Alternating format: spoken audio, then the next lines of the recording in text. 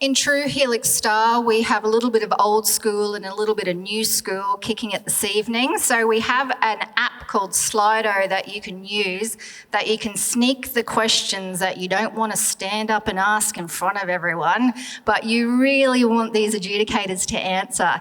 So if you're too afraid to put your question forward this evening, this is Jonathan from Helix. He is very brave and he'd be willing to stand up and ask your question of the adjudicators if you'd like to put it forward using Slido. So you can get your phone out, the instructions are up there.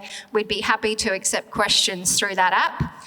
We also will accept questions by traditional hand raise. So if you'd like to put a question to the adjudicators as we go through, please put up your hand and one of the Helix people that aren't wearing high heel shoes will try and run the microphone to you. And otherwise, if that seems too hard, we might just get you to stand up. The first question I have in relation to adjudicators' fees. Does the panel think there needs to be more accountability or a way for parties to challenge the fees?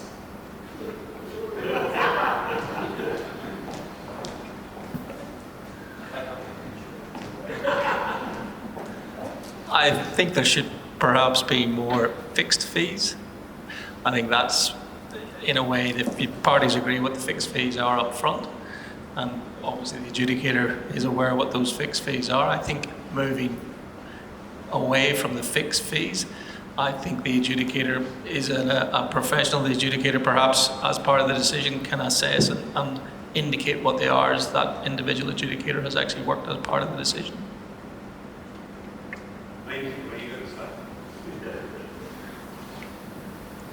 I respectfully don't agree with Colin.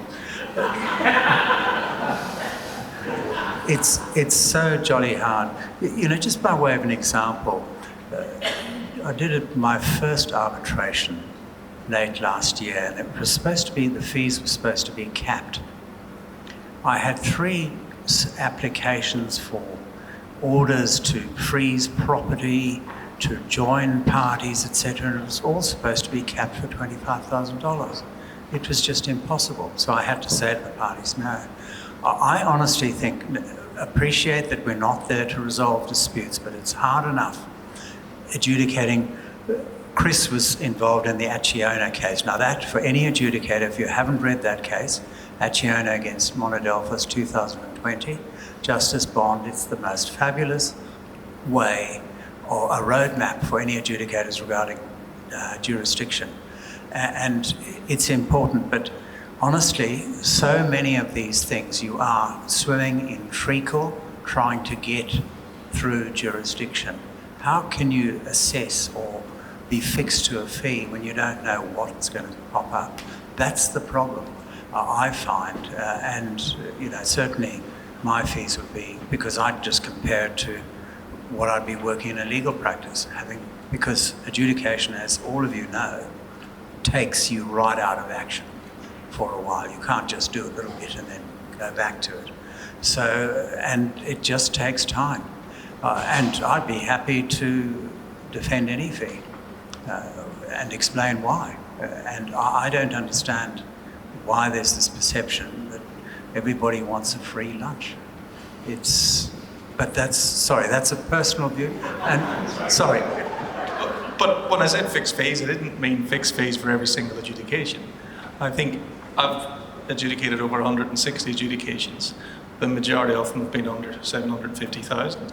The ones above 750,000, I wouldn't contemplate trying to fix those, but I would say it would be practical, in the knowledge I have of adjudications, to fix fees up to 100,000.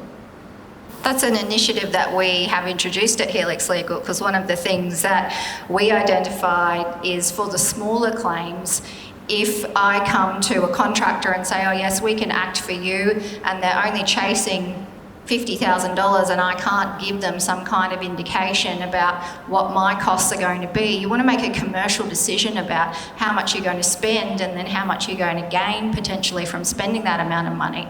So when we are looking at claims under $750,000, we will put a fixed price on going through the adjudication process.